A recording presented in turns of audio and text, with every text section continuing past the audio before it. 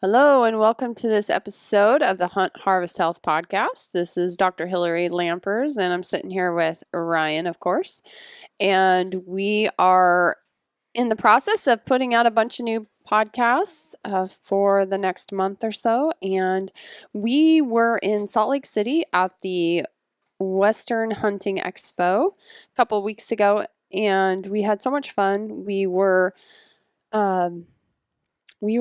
in the company of a lot of great people. Yeah, we met some of our fans, actually, people who are coming up to us and saying thank you for what we are doing and talking to us about recipes and what they've tried and what they like and problems they've had with it. And that was really fun for both of us to see that people are actually reading what we're putting out there. It was surprising, actually. I had no idea. Guys were actually coming up and talking about certain recipes, and I don't know, actually probably more of the ladies were asking about like gardening, and more of the men were asking like health questions to you, like what can I do?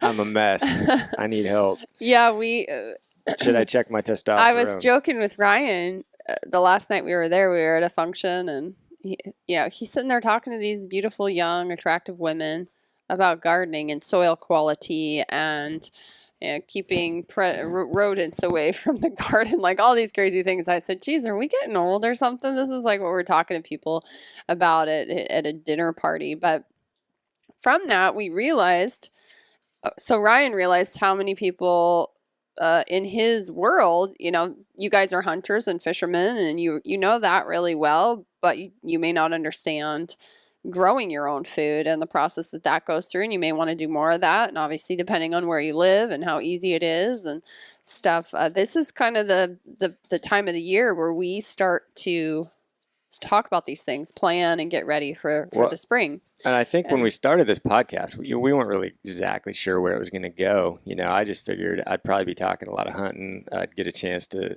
share some stories and kind of go into some gear and whatnot. And it's definitely kind of evolving. We're definitely going to kind of go that direction. But I think a lot of folks are super interested about growing your own food. So it's kind of the other aspect of doing it yourself. And the health benefits of it. So again, what Ryan mentioned, like guys are coming up to me.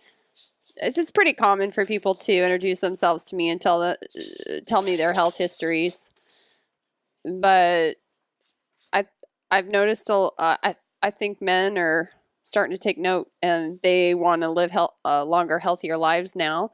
And that was something for me too. So we're actually going to try blending a lot of these things, and you'll notice in some of the podcasts that we have coming up, some of the guests that we have coming on, which is going to be really exciting. We're going to be blending some of the gardening and the health and lifestyle stuff, like we have been doing. But I think you'll see more of us tying that in, because we learned a lot of what people are looking for, what you guys are looking for out there. So that's like one of my obviously one of my big passions is hunting. I think also secondary is, well, I don't know if it's still secondary. Yeah, it's still secondary.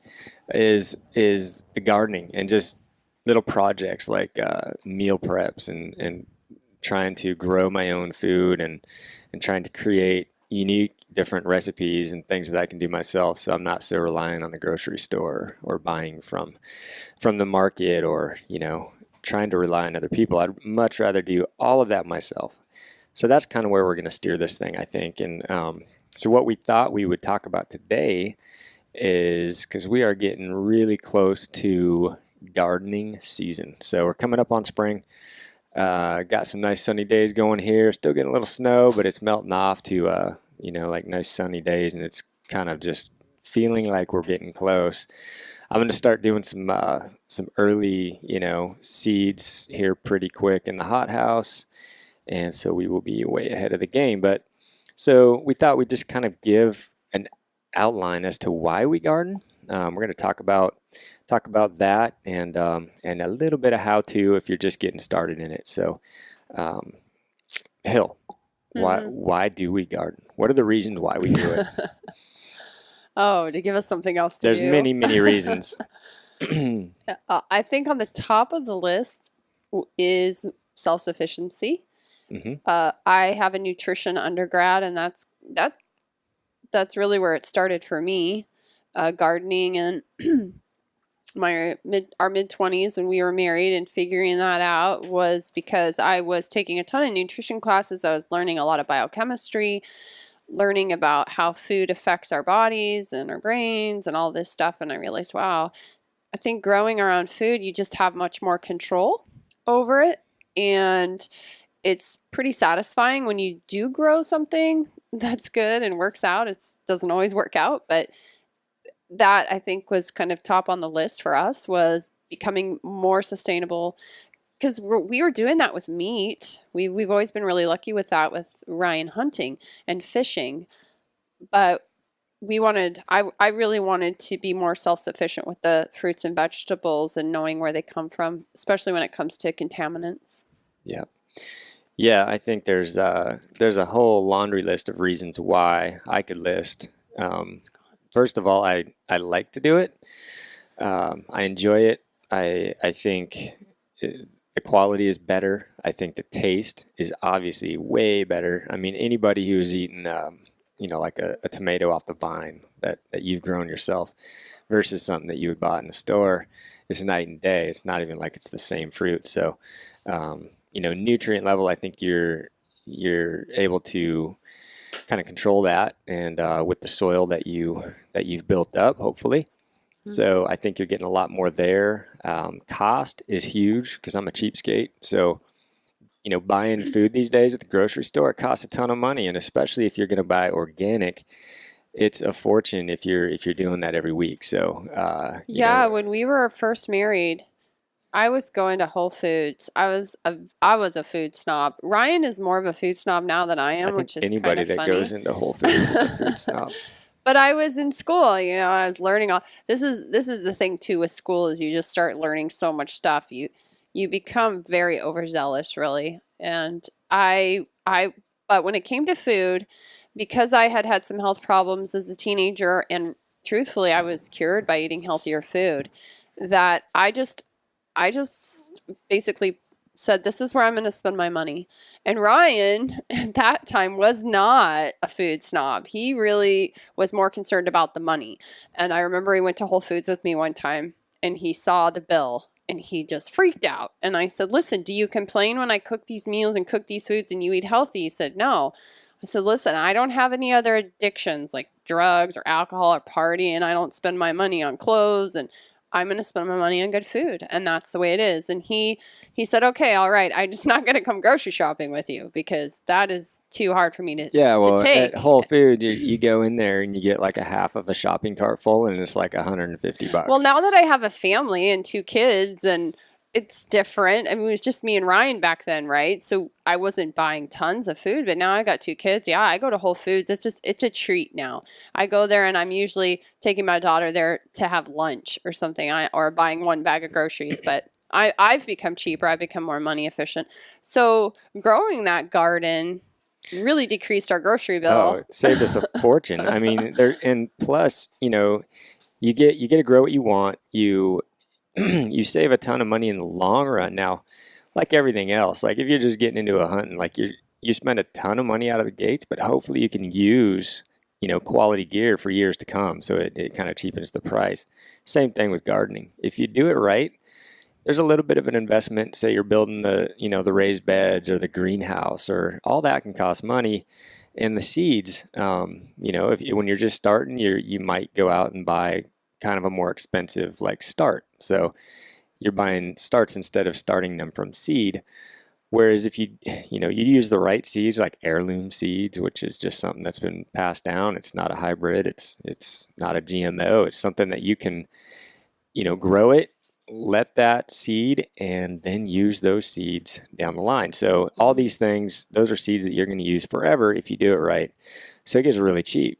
You're not having to go buy new seeds every year, and you're not having to buy new starts every year. You just do it all yourself. So it gets really cheap if you're going long term. Growing a garden, obviously having a hunter in the family, having that good meat, having a garden, and maybe not even all year round garden. Obviously, if you live in the north, you may not have that. If you live south, like Arizona, New Mexico, California, you could possibly have a garden all year round and, you know, be having that, but it is going to save so much money that it's worth it. Even if it takes you a couple years to make that back. It's like hunting. Oh, come on, hunting is not cheap. Ryan tries to bring that argument to me, and I'm like, how much did that cost? How much did that cost? I don't even want to know anymore. But I do know that when I go to the grocery store and I see what people are paying, I literally text Ryan pictures of like he went fishing up in Vancouver Island, and he brought home a bunch of, I don't know, a ling cod or something. And lings, halibut, salmon. Yeah, there was a same fish. He literally just bought a box of it home. It was like $26 a pound at Whole Foods. I took a picture of it and sent it to him. Like, holy cow. He's like, yeah, you're spoiled. Like, you don't understand how expensive this is. So money is, you know, besides being more self-sufficient, money is probably the second biggest reason that we do it. For sure. Mm-hmm. So organic versus non-organic. One the way that we garden is pretty much everything's organic. We don't add like you know, any synthetic fertilizers or anything like that. You know, it's just fertilizers that are coming off of, you know, I've got chickens, so I use the manure from that, which is great, and then also, you know, like, you know, fish carcasses and stuff like that. All the stuff you need to grow a really good garden. So I'm not adding any junk stuff that you buy in a bag or whatever. So everything that we're doing here is definitely organic. Maybe you can explain the difference between organic and non-organic, just so folks know. I prefer in my life, just because of the research that I've done and being a physician and, you know, really understanding biochemistry and how our bodies work and how our bodies are affected by chemicals in our environment, that I choose, if I had the choice, I would choose organic over non-organic. And the reason for that is that in the United States, there's pretty stringent organic regulations. Now, in order to say that you have an organic product, you have to have a USDA organic sticker, which means that you have followed through basically with the USDA's regulations of your farm and your livestock. Though there's a long list of those to become organic, but just a few of them are, you know, you have to, you can't use sewage sludge or irradiation on your food. You can't use synthetic fertilizers, pesticides. You can't use GMO seed. If you are using fertilizers, you can't have, say, like if you're using a chicken manure or something like that, you can't have those chickens be fed a GMO or anything, you know, antibiotics in their food or anything with growth hormones, any of that junk as well, right? Yeah, no, and you have to kind of do this, and they call it an environmentally sound. So they have an organic system plan, and with farming, it basically comes down to, you know, fertility management systems when you're growing things from a seed. And so they have requirements in the manure, the way you treat weeds, the way you treat disease, and then pest management of your crops. And the biggest thing for me in that is that they're not going to be using synthetic fertilizers, pesticides. And the reason why that's so important, from the research that I've done and being in clinical practice and seeing so many people that I believe have had toxic exposures, likely from the time they were children, is that I don't want to be consuming those in my food if I don't have to. Now, conventional farming, we could go off on a whole podcast about, you know, Roundup Ready seeds and conventional farmers and the crops that they're growing. When Ryan and I are gardening, we are choosing organic. We're choosing organic, and what that means is that we're choosing to grow our food without using synthetic pesticides and herbicides and fertilizers. We do use natural fertilizers. We make some. We do use some herbicides and pesticides naturally that and I kind of like it. You can make like a fish meal with just old, salmon carcasses and do all this, and it's kind of fun for me. I'd much rather do that and use it and get a huge benefit than buying something. And yeah. But I would say if you have a young family, if you're thinking about having a family, especially with children, pesticides and herbicides are big endocrine disruptors. And I don't know what that means. So your endocrine system is basically your hormonal system. And we're going to be really getting into hormones here in the next few weeks. I'm writing some blogs on hormones, what they do in your body, and then some of the ways that they disrupt our systems. DDT, we've probably all heard of DDT, right? When we weren't kids, DDT was outlawed by the time Ryan and I were born. But when our parents and our grandparents were kids, it was widely used after World War II. And they used to use it as basically the end-all be-all to get rid of small and larger pests. So they would go through literally towns, farms. They would just spray it randomly. I mean, my grandparents remember running behind the DDT truck. They'd come through town, they spray, and create a big fog, and the kids loved it, and they'd run behind it. And those DDT was found. One of the big reasons it started was bald eagles were dying off, because all of a sudden they realized bald eagles don't do very well with DDT. And we were using DDT as a pesticide to apply to crops. And then, of course, we were eating that. The whole argument of DDT is that, okay, well, now we've outlawed it. It's been out of the system for a while. But if you take samples from almost anybody on this planet, you will find DDT. You will find a body burden of DDT in their system. 99% of the people tested by the CDC have a body burden of some DDT. From way back when they used it. So how is it that over 99% of people tested are showing a body burden of DDT when you and I weren't even born yet, when DDT had been outlawed? And DDT, isn't that, didn't they determine, that's like a major cancer-causing pesticide, right? Well, one of the big things is, and I've written a blog on this, and it's called The War on Masculinity. And this is why all men, all you guys out there, you really need to listen to this. And it's not a lecture, it's not hype, I'm not telling you things like I'm trying to scare you. But these endocrine disruptors very much affect the male hormonal system. Okay, so DDT is in a group of chemicals called persistent organic pollutants, POPs. That's what we'll refer to them as. Okay, so one of the biggest problems that these persistent organic pollutants cause is they call endocrine disruption, that big word I said in the beginning. But in men, the biggest problem that they cause is hormonal disruption. The reason for that, a lot of these POPs are estrogen mimickers.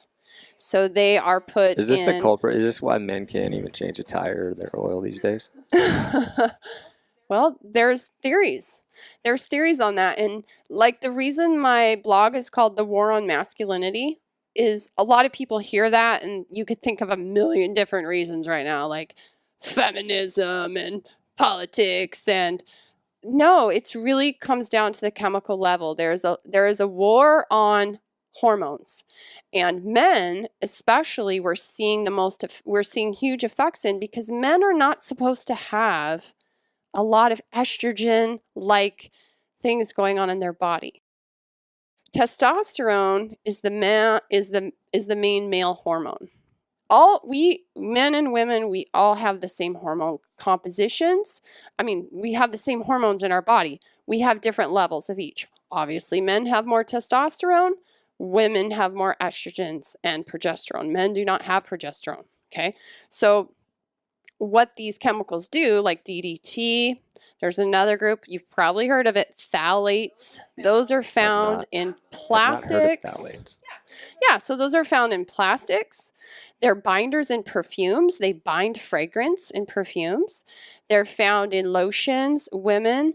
And I'm not going to come down on women here because it's not our fault. You know, we're slathering ourselves. I've talked about this in other podcasts. We're slathering ourselves in makeups and lotions and perfumes, and we look beautiful and we smell great. Men are doing the same now. You're doing your hair and putting your deodorant on, all these things.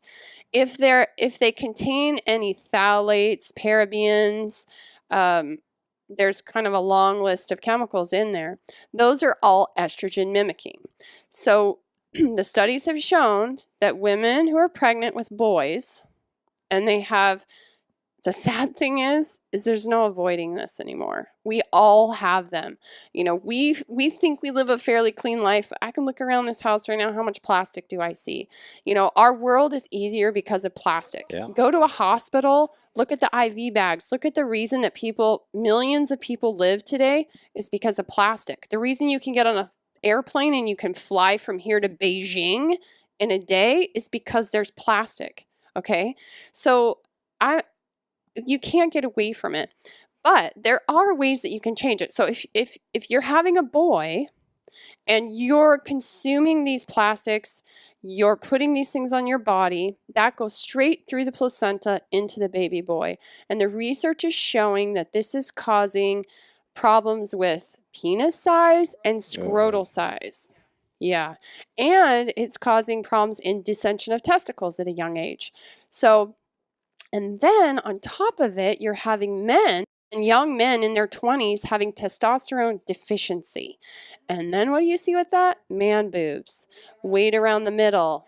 Now think I of see an old men driving around giant jacked up trucks and not able to change a tire.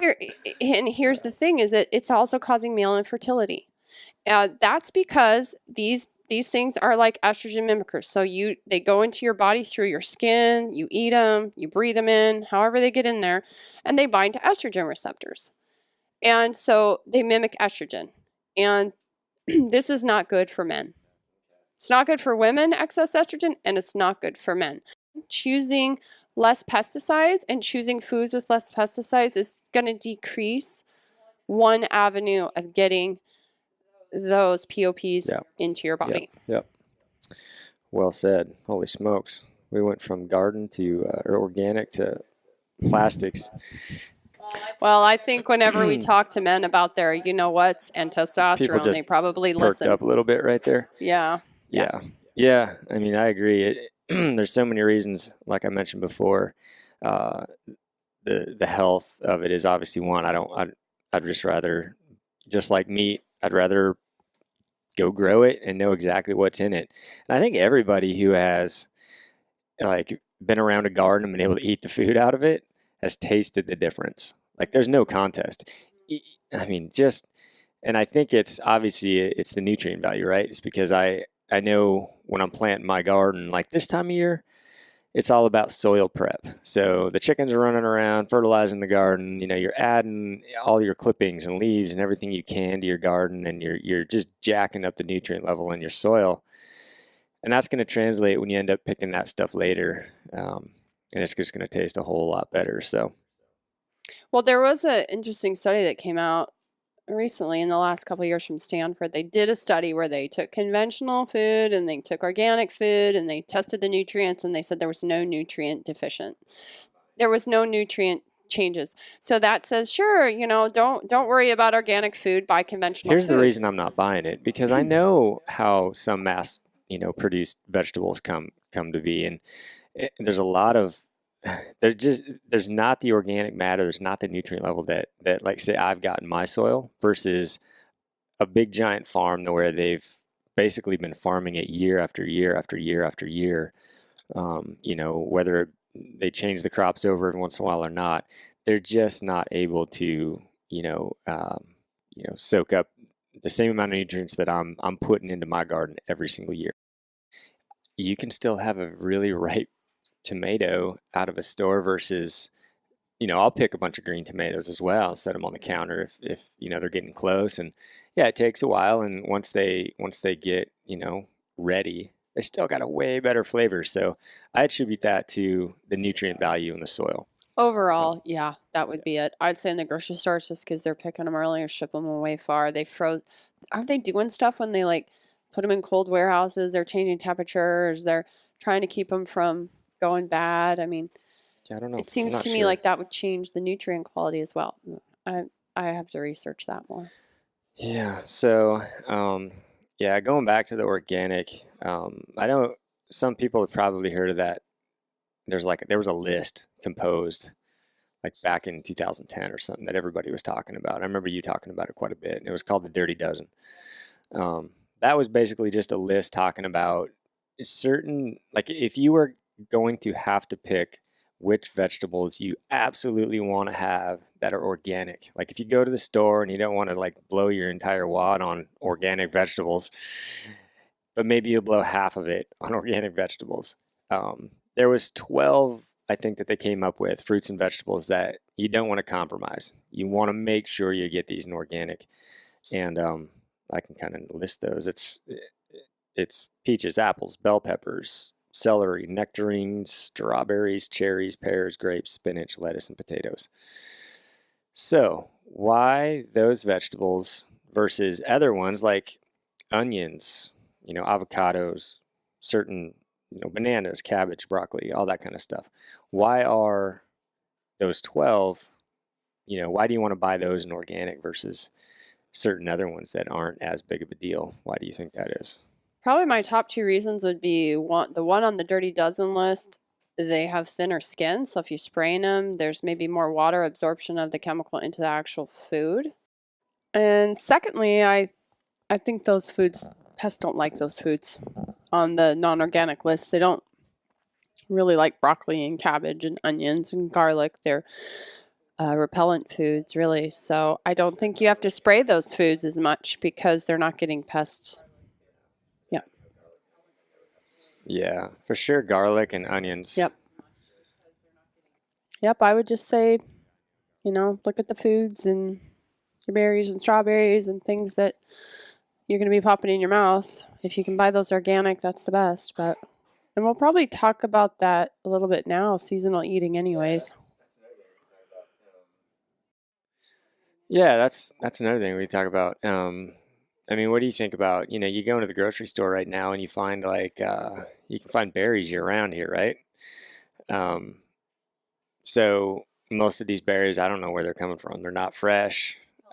California, Mexico, probably.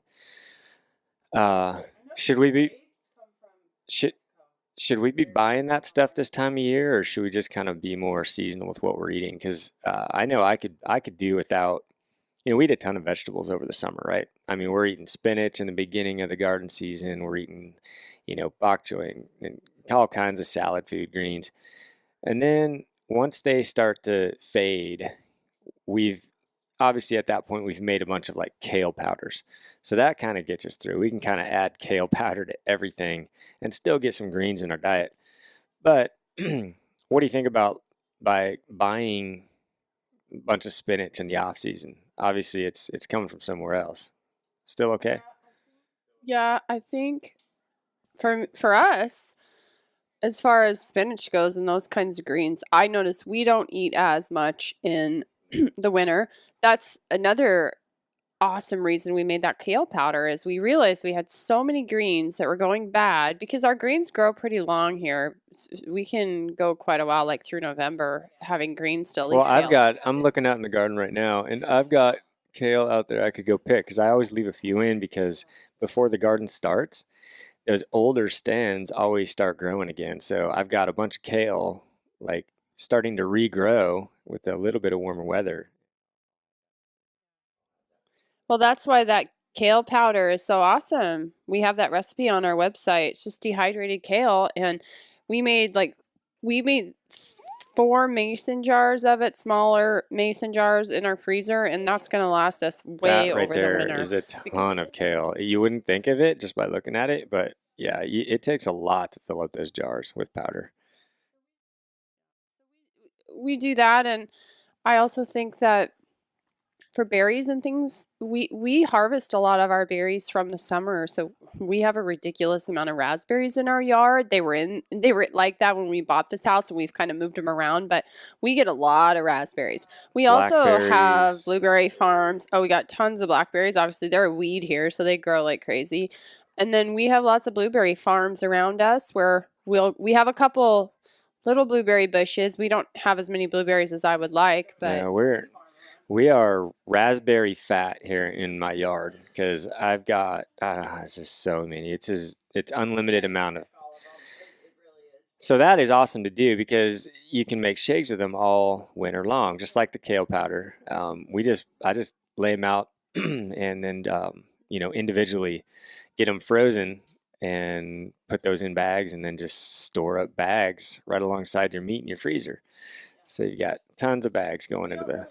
So we don't really buy. I notice maybe this time of year. So there's a few berries I like the best. I like the blueberries the best. And every winter, I wish that I had picked more blueberries because we go through the blueberries pretty quick.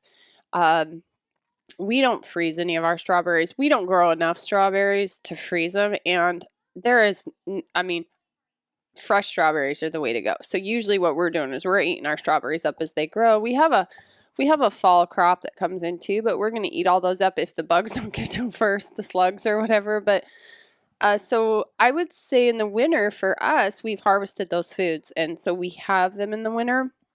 But if I didn't have them, having that natural affinity for like a fresh strawberry in the winter, I notice I don't even have that affinity like I do in the summer. I'm eating the stuff that I'm not picking fresh, so I don't need to go buy strawberries at the store. I'd prefer not to.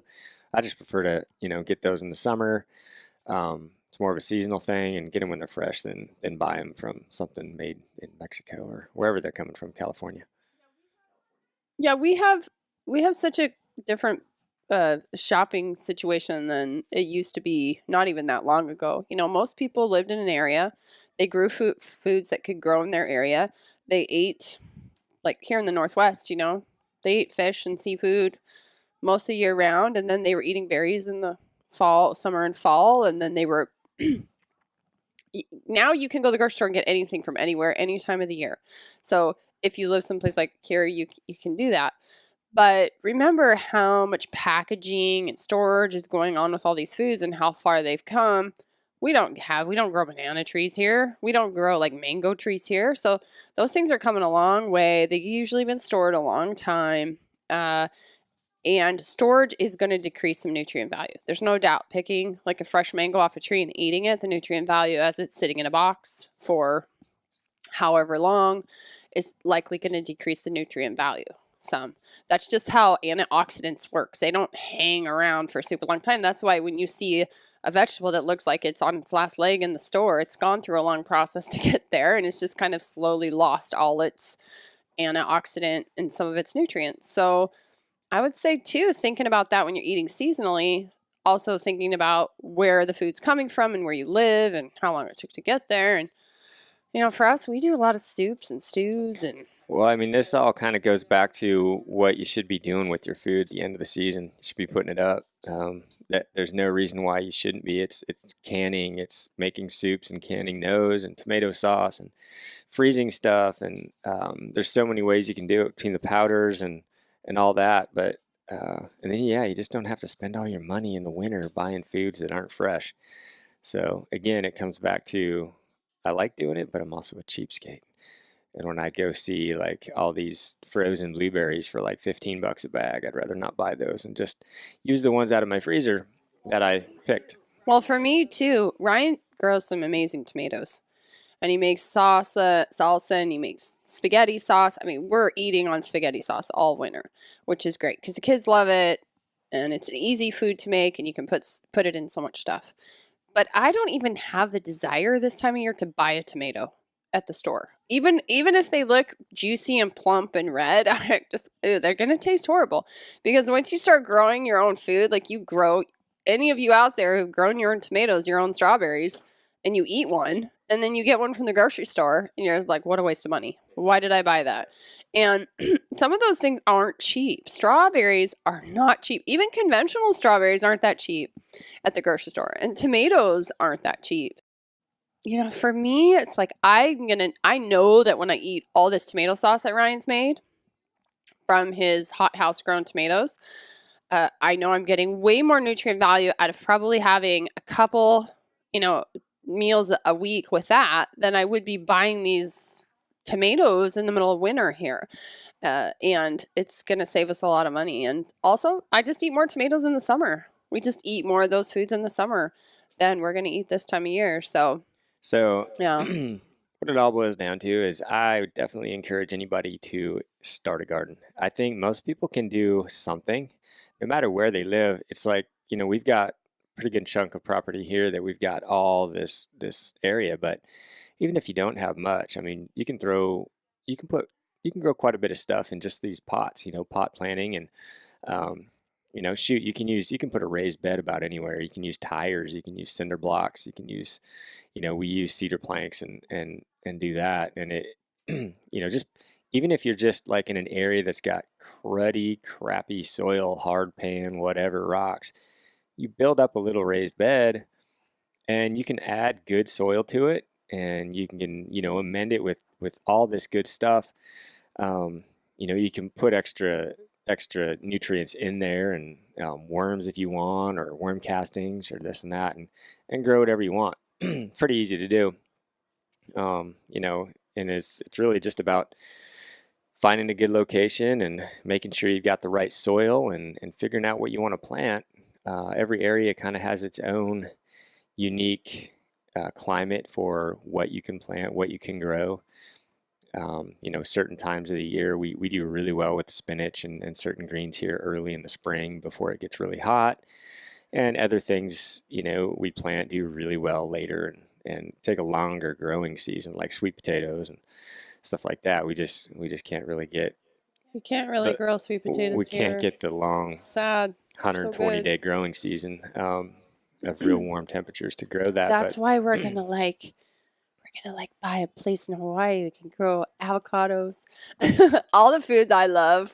Really, that would be so good. We would be totally self-sufficient if we could grow like an avocado tree, olives, some of these things. We make oil out of them, coconuts.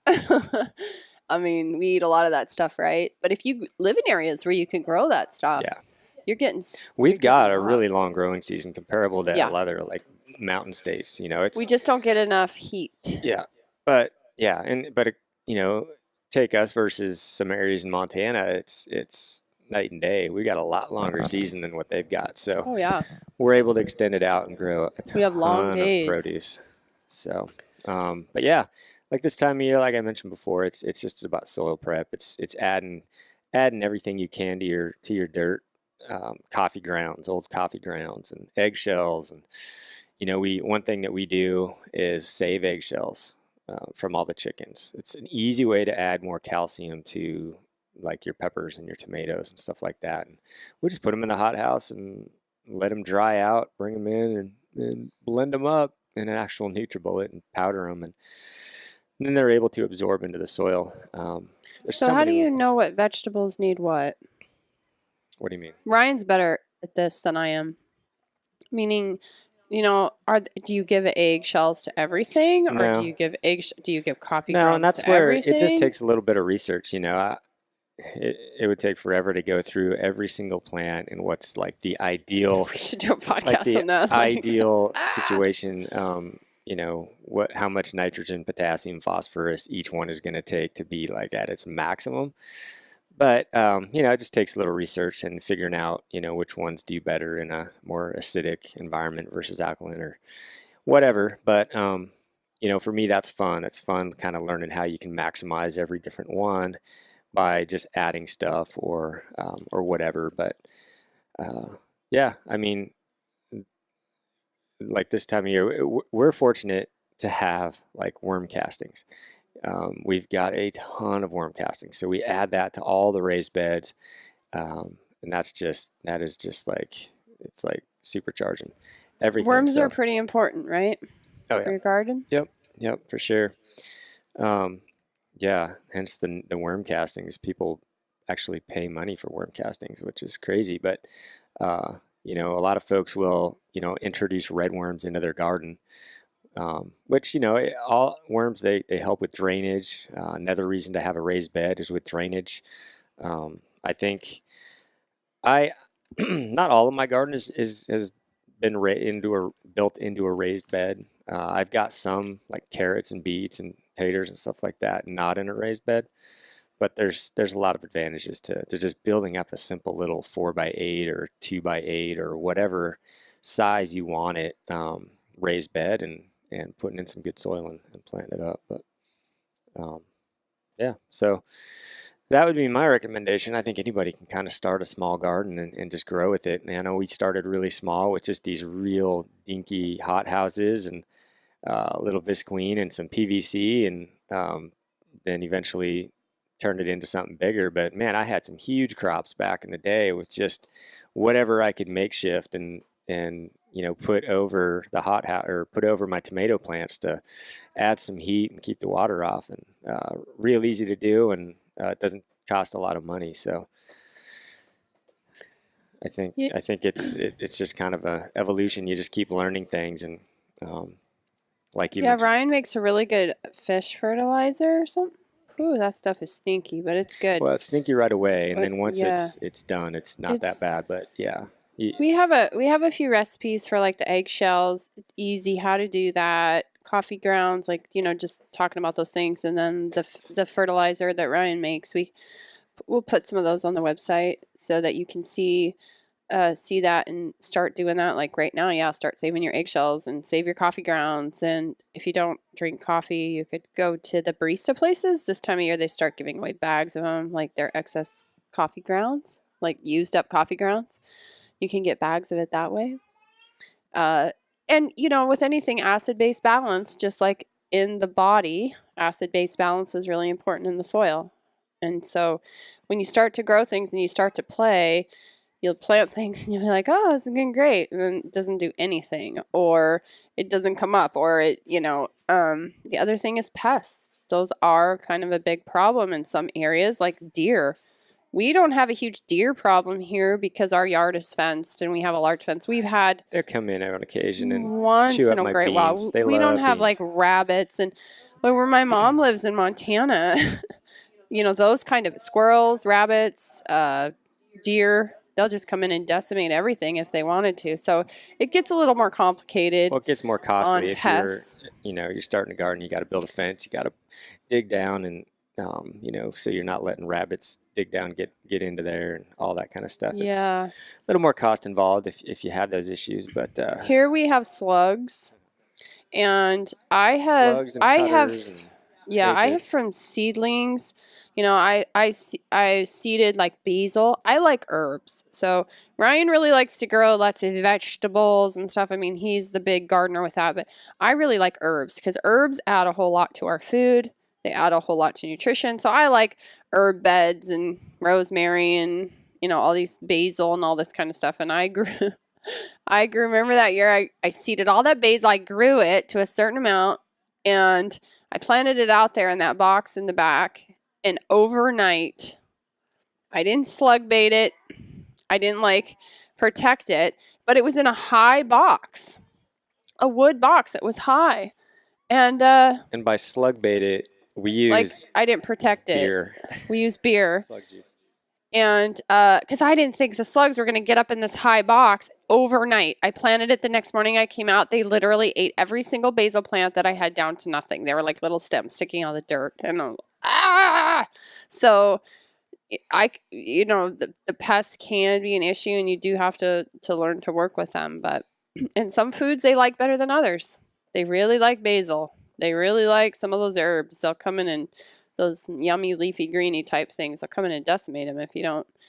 Strawberries. Oh, strawberries. They like strawberries. Yeah. So do birds. There's so many little tricks to doing it. It's just you got to be vigilant about it. You know, we could put coffee grounds around the edges of the strawberries and be fine for a while. But if you don't upkeep and you know, make sure you keep on it, yeah, eventually they'll find a chink in your armor and they will get you. So Paley, our older daughter, will be at a party or something. She'll say, Dad, why is that guy drinking slug juice? That's disgusting. That's how she knows beer. what beer is. I don't drink it, so Yeah. But we sure use it for slugs. It's easy and cheap. We'll go with the cheap stuff for sure. But yeah, as we get closer to as spring is going to be here in a month, and as we get closer to summer and we start doing things, we'll just kind of start documenting what we're doing, and we have some plans to put some freebies up, like for greenhouse, and we just have a lot of things that we could do. It just takes time. So if you have questions related to gardening or any of the topics that we've talked about today, feel free to send us an email. We are getting more and more emails these days, so sometimes we don't get right back to you, but we do appreciate that you are listening and that you have questions, and as much as we can help you, we will. All right.